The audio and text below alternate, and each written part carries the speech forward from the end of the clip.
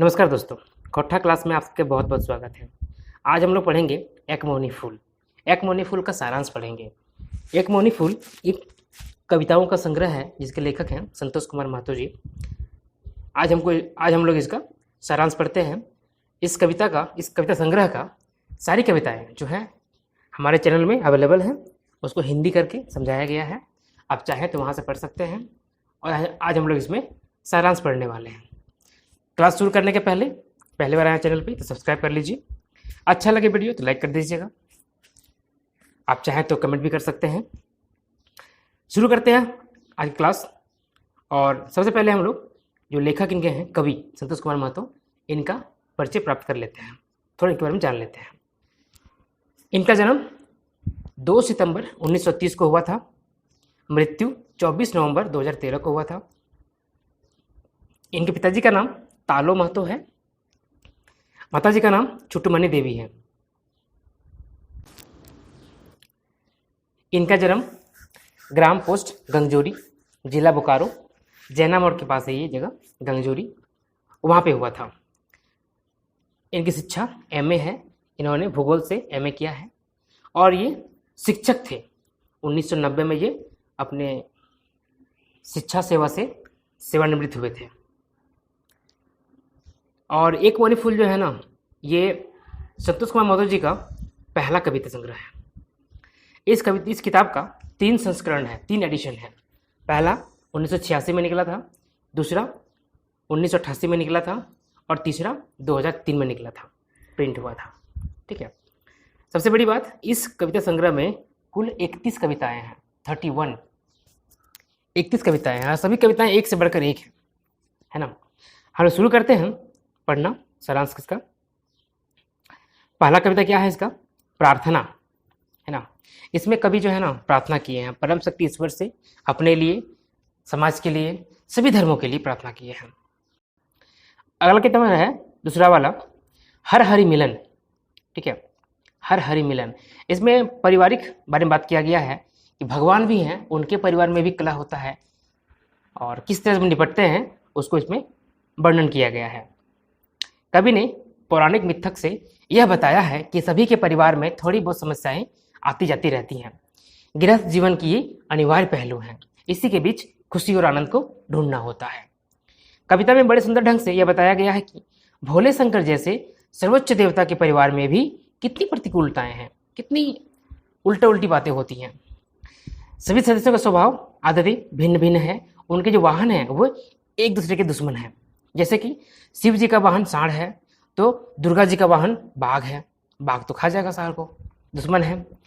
कार्तिक का वाहन मोर है और शिव जी का जो माला है वो क्या है? सांप है। तो मोर और सांप का दुश्मनी होता है। साथ ही गणेश जी का वाहन क्या है? चूहा है, ये भी तो सांप का दुश्मन होता है। गणेश और कार्तिक का जो स्वभाव है ना वो भी अलग रहता है, फिर भी साथ में रहते हैं, है ना।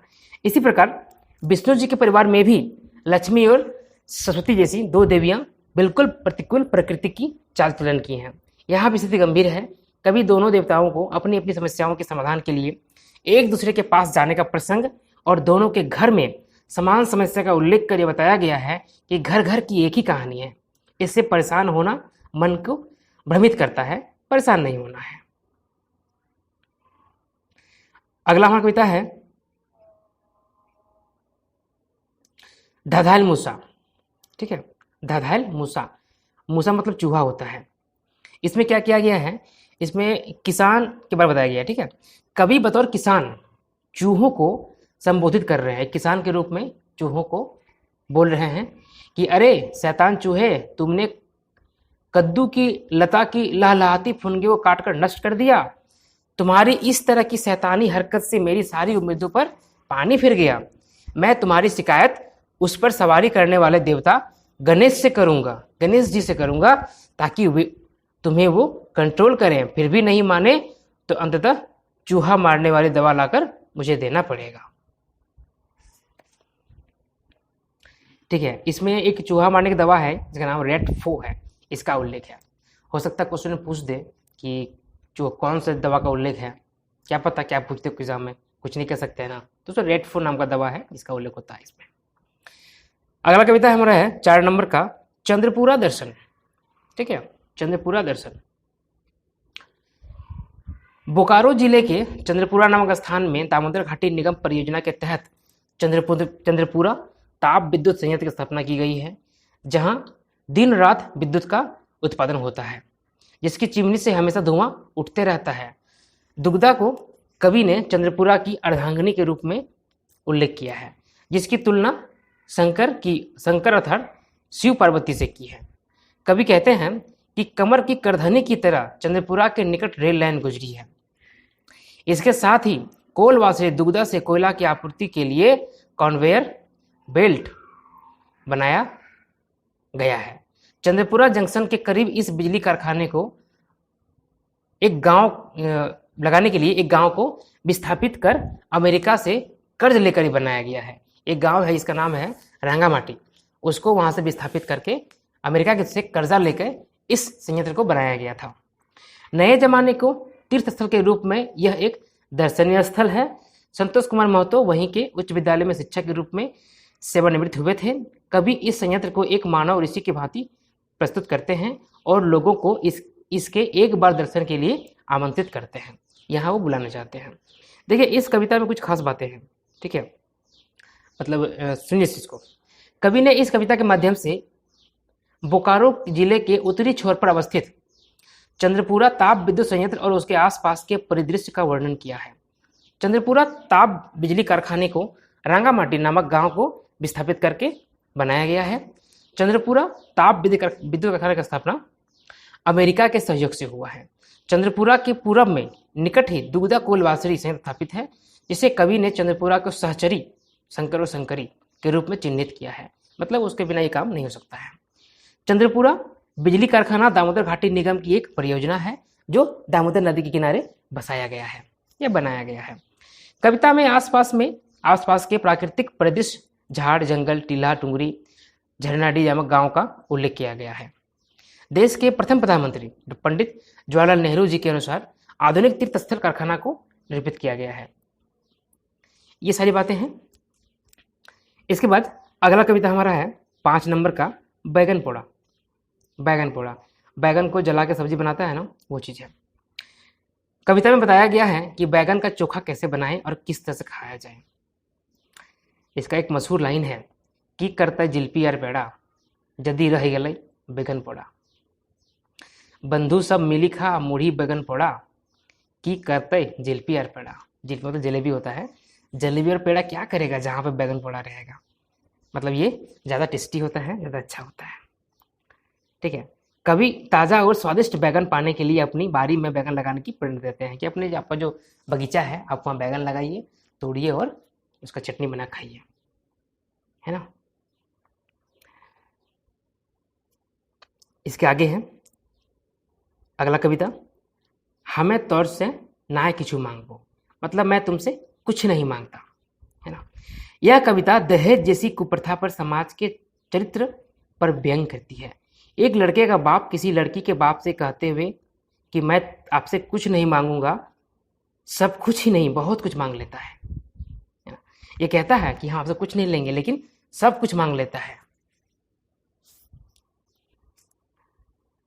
क्या क्या होता है कविता में वर्णित किया गया है कि एक लड़का का पिता शादी का प्रस्ताव लेकर लड़की के पिता को कहता है कि मेरी कुछ मांगे नहीं है, मैं आपसे अपने बेटे का रिश्ता जरूर जोड़ूंगा, मेरे पास किसी चीज़ की कमी नहीं है, 1000 मन का धान उपजता है, गाय बैल भेड़ बकरी हंस कबूतर सब कुछ से संपन्न हूँ, 8-10 किता का मकान है, कपड़े की दुकान भी चलती है, पेड़ पौधे भी अपनी ज़मीनों में अनगिनत लगे हैं, 4 बेटे नौकरी में हैं, 2 व्यवसाय में लगे हैं, बड़ा बेटा स्कूल का शिक्षक है, मंझला डॉक्टर है, छोटा जो आपका दामाद बनेगा वह दादागिरी करता है, मैं सारे लड़कों की कमाई का मालिक बना हुआ हूँ, मैं ही मैन हूँ, बड़े बड़े अधिकारियों और नेता मंत्रियों के साथ मेरा और घनिष्ठ संबंध है, उठना बैठना है, इसलिए मेरे पास किसी तरह की कमी नहीं है, हमारी कोई मांग नहीं है, बस इतना ही करना है आपको कि बोकारो में हमारे एक बड़ा मकान बन रहा है,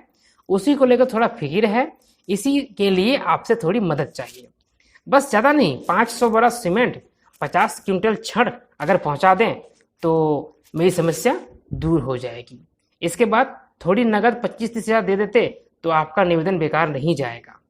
इसके साथ बेटी दामाद को सजाना आपका काम है, उसी में तो आपका मान सम्मान बढ़ेगा।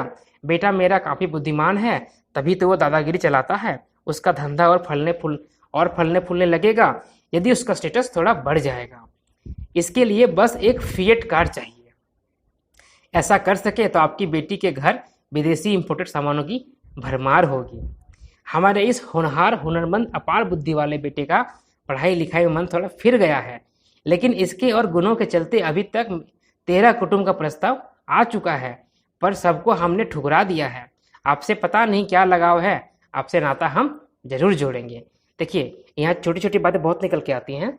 इस लड़के के लिए 13 जगह से कुटुंब आया था शादी के लिए, है ना। और बेटा जो है बुद्धिमानी करता है। इसका कैगो बेटा है और क्या क्या काम करता है वो भी ध्यान दीजिएगा, क्योंकि पता नहीं क्या क्या क्वेश्चन पूछ सकता है आगे।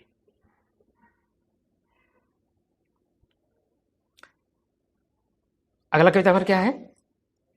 ईटा हकई कहाँ का न्याय। ये कहाँ का न्याय है? ये कहाँ का न्याय है? इसमें क्या कहता है, कभी एक लड़की का पिता बनकर समाज के दोहरे चरित्रों का अनुभव करता है। इसके पहले की कविता था ना, उसी का ये समझिए उल्टा है। उसका वर्णन इस कविता में किया गया है।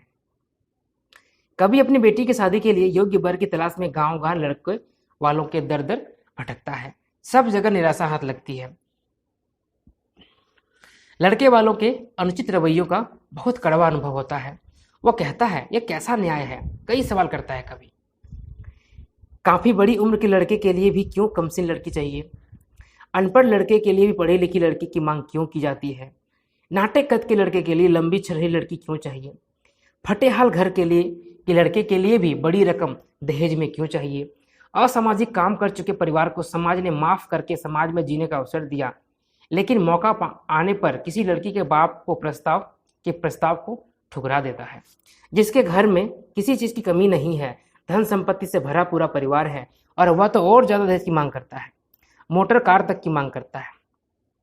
अत्यंत साधारण किसान परिवार जिसका जीवन स्तर एकदम निम्न था, पर बेटा थोड़ी मेहनत करके व्यापारी बन जाता है तो उसके लिए नौकरी वाली लड़की चाहिए। समाज सुधार के नाम पर नेतागिरी करने वाले लोग भी बहुओं को प्रताड़ित करके छोड़ देते हैं और बेटों की दूसरी शादी करवाते हैं। दहेज जैसी कुप्रथा के विकरालता बेटियों के पिताओं के लिए भारी मुसीबत बन गई है। बेटियों की शादी देने में वे कंगाल बन रहे हैं। कभी को एहसास होता है कि बेटी को ज़्यादा पढ़ाना भी मानो गुनाह हो गया है, तभी तो उसके लिए योग्य वर्ग की तलाश नहीं कर पा रहा हूँ। लड़की गुणवती है, कद काठी और रंग भी सामान्य है, पर दहेज के लिए समर्थ नहीं होने के चलते कहीं भी बात तय नहीं हो पा रही है। कभी उन बातों का कड़वा अनुभव कर रहा है और कहता है कि कहाँ का न्याय है, इस सभ्य समाज के लिए कहाँ तक उचित है। ठीक है, ये था 7वां कविता, ईटा हाके कहाँ का न्याय। अगला कविता है 8वां, नित गज गज काहे करे मौके। रोज रोज क्यों परेशान करता है मुझे। एक ये छोटा सा कहानी कविता है। एक स्त्री अपने पति से परेशान है और वो अपने चाची सास से इसकी विनती करती है। वो कहती है कि इनको समझा दे, रोज रोज मुझे प्रताड़ित ना करें, सबको मिलजुल कर मेरी समस्या का समाधान करना होगा। ये जो कविता है ना, वो स्त्री की समस्या पर लिखा गया है। बहुओं को प्रताड़ित करने वाली पुरुषवादी मानसिकता का जो चलन है समाज में, उस पर कटाक्ष किया गया है, व्यंग किया गया है, और कवि ने इस पर सवाल उठाया है। अगला कविता है, गधा के बाप कहे हतु। गधा को बाप कहना पड़ेगा। इसमें क्या है देखते हैं हम लोग। मौजूदा दौर में जीना है तो लोगों की खुशामद और चापलूसी करना जानना होगा।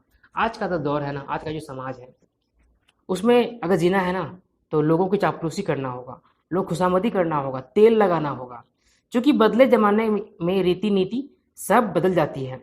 गधा को भी बाप कहना पड़ता है। पुराने सामाजिक मूल्यों आदर्शों को छोड़ना होगा, सही गलत जो भी है चाल को अपनाना होगा। इसमें क्या खास बातें हैं, कवि ने समाज की बदलती परिस्थितियों और गिरते सामाजिक और नैतिक मूल्यों पर यह कविता लिखी है। ठीक है, इसके बाद अगला कविता है 10 नंबर का, चामचा। क्या नाम है? चामचा। वर्तमान समय में भ्रष्टाचार, कमीशनखोरी का बोलबाला है। इस वातावरण में एक नए तरह का पेशा चमचागिरी का सृजन हुआ है। दलाली जी, दलाली देखते नहीं हैं? दलाली, हर जगह दलाली होता है। आप किसी ऑफिस में पहुंच जाइए, कुछ काम आपका है। मैं आज ही गया था, बिजली ऑफिस गया था अपना, कुछ दिक्कत था बिजली मीटर को लेके, मैं गैस शिकायत ले गया था। तो वहाँ पे जो एसडीओ साहब रहते हैं वो मिले नहीं, और जो ऑफिस में किरानी है उनसे बात हुआ तो वो मुझे वो बोल के निकाल दिए। बाहर एक आदमी मिला हमको, क्या बात है भैया? नहीं ऐसे बात है, हमको काम है। नहीं ऐसे काम नहीं होगा, 1000 दीजिए और आप घर पे रहिए, 10 दिन में वो काम आपका हो जाएगा। मैं समझ गया ये तो यहाँ पे दलाल बैठा हुआ है। फिर मैं निकल गया वहाँ से। तो मैं सोचा बाद में जाऊँगा, सीधे बात करूँगा एसडीएस से तो काम चलेगा, उसके बाद जो देखा जाएगा। लेकिन ये जो चामचा है ना, दलाली हर जगह होती है। जिससे मिलने जाते वो मिलेगा नहीं, उसके बदले कोई और मिल जाएगा जो बोलेगा हाँ ठीक है हम काम करा देंगे। क्या समझिएगा इस चीज़ को? चलिए आगे देखते हैं। वर्तमान समय में भ्रष्टाचार, कमीशनखोरी का एक बोलबाला है। इस वातावरण में एक नए तरह का पेशा चमचागिरी का सृजन हुआ है। चमचागिरी का यह पेशा आजकल खूब फल फूल रहा है। सभी संस्थान, छोटे बड़े दफ्तर, खेत खलिहान, सब जगह इस नई प्रजाति का बोलबाला है। चमचे के बिना कोई काम नहीं होता। किसी भी दफ्तर में अफसर, नेता, मंत्री, वकील, डॉक्टर सभी चमचे प्रजाति को पाल रहे हैं और अपने ऊपर अपने धंधे का उपयोग कर रहे हैं। उनके जरिए वो भी कमाते हैं, साथ में जो पाल के रखे हैं वो भी कमाते हैं। कवि ने चमचा बनने के लिए आवश्यक योग्यता का भी वर्णन किया है। क्या क्या होगा तभी आप चमचा बन सकते हैं, उसका भी वर्णन किया गया है। कहते हैं कि जिसके मुंह में चाटी होगा, यानी बात बनाकर बोलने में माहिर होगा, बातों को तोड़ मरोड़ कर रोचक ढंग से पेश करने का, प्रस्तुत करने का, सामने वाले को कन्विंस करने का जिसमें ताकत होगा, इसमें काबिलियत होगा, वही चमचा बन सकता है।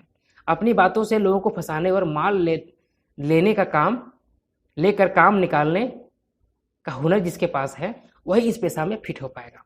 ऐसे लोगों की कमाई असीमित होती है। इन लोग का कितना पैसा आता है, कहाँ से आता है, कोई सीमा नहीं होता है। और इन लोग का जो उठना बैठना है ना, बड़े बड़े लोगों से होता है। ये लोग का पहुँच काफ़ी ऊपर तक होता है।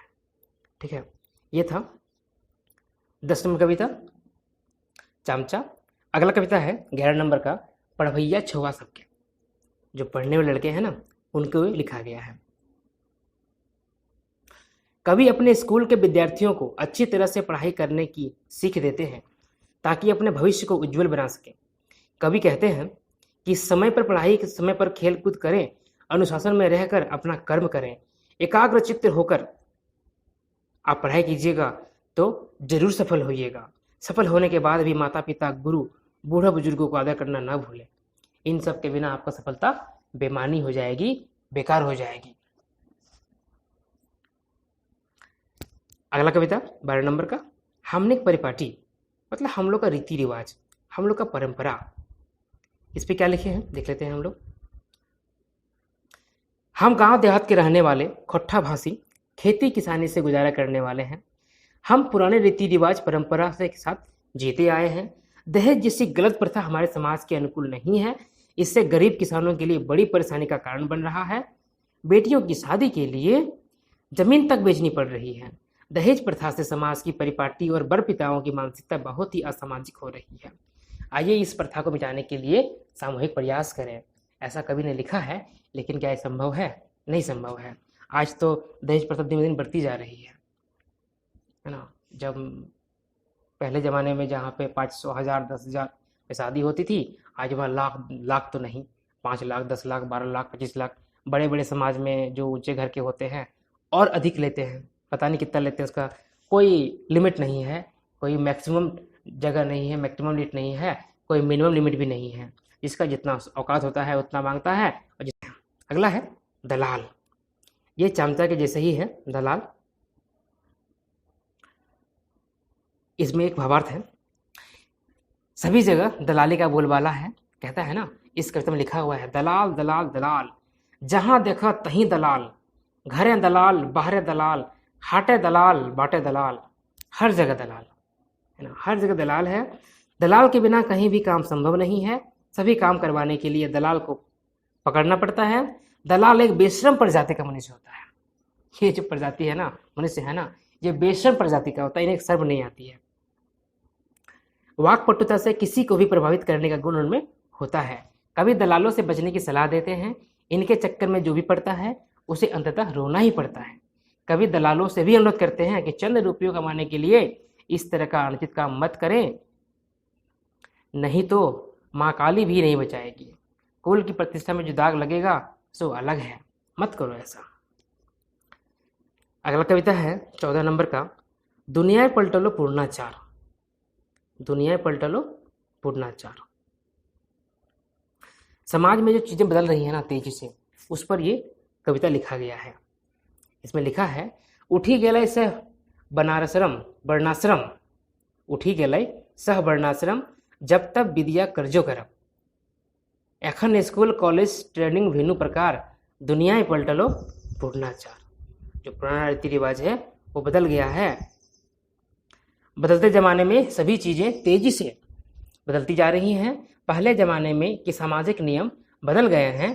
पहले वर्णाश्रम व्यवस्था के तहत गुरुकुलों में शिक्षा दी जाती थी, अब स्कूल कॉलेज और अन्य नए तरह के शिक्षण संस्थान का चलन हो गया है। अब कोई पेशा किसी खास जाति तक ही सीमित नहीं रहा। नए तरह के आभूषण बर्तन का चयन हो गया है। बैलगाड़ी की जगह मोटर गाड़ियों ने ले ली है। लोगों की भोजन शैली भी बदल गई है। आज किसी के सरनेम से किसी की जाति को पहचाना नहीं जा सकता। पारंपरिक जड़ी बूटी की चिकित्सा की जगह डॉक्टरी इलाज ने ले ली है। गांवों के रीति रिवाज बदल गए हैं। गांव शहरों में तब्दील हो रहे हैं। गांवों के पारंपरिक सामाजिक संस्कार मूल्यों में भी बदलाव आ गया है। भैंसुर भावों सब एक ही स्कूटर में चल रहे हैं। ये दुनिया का जो रीति है, रिवाज है, जो परंपरा हमारी थी संसार की, हमारे समाज की, वो बदल रही है, सब चेंज हो रहा है। ठीक है। अगला कविता है टीवी प्रचार। टीवी टेलीविजन उसका प्रचार। राजीव गांधी की सरकार ने जब से आधुनिक संचार क्रांति को भारत में लाया है, टेलीविजन का गांव गांव चप्पे चप्पे पर प्रसार हो गया है। आज तो हर घर में टीवी है। हर घर छोड़िए, हर एक घर के हर रूम में टीवी है। टेलीविजन का गांव गांव प्रसार हो गया है। इस चमत्कारी बक्से का जादू लोगों के सर चढ़कर बोल रहा है। घर बैठे लोग सिनेमा देख रहे हैं, दुनिया भर के समाचार भी देख पा रहे हैं। रामायण धारावाहिक ने सबको जैसे पागल बना दिया। सीरियल के प्रसारण के समय शादी रुक जाती थी। मतलब रामायण जो धारावाहिक था उसके समय शादियां रुक जाती थी। नेताओं के शपथ ग्रहण स्थगित हो जाते थे। ट्रेन तक को रोकी जा रही थी। टीवी में सभी प्रकार के कार्यक्रम से ससुर बहू के बीच की पर्दारी भी मिट रही है। छात्र छात्रा भी टीवी में मशगूल होकर अपना भविष्य बिगाड़ रहे हैं। ये बता रहे हैं कि टीवी कितना नुकसान हो रहा है, उसके बारे में दिखा रहे हैं।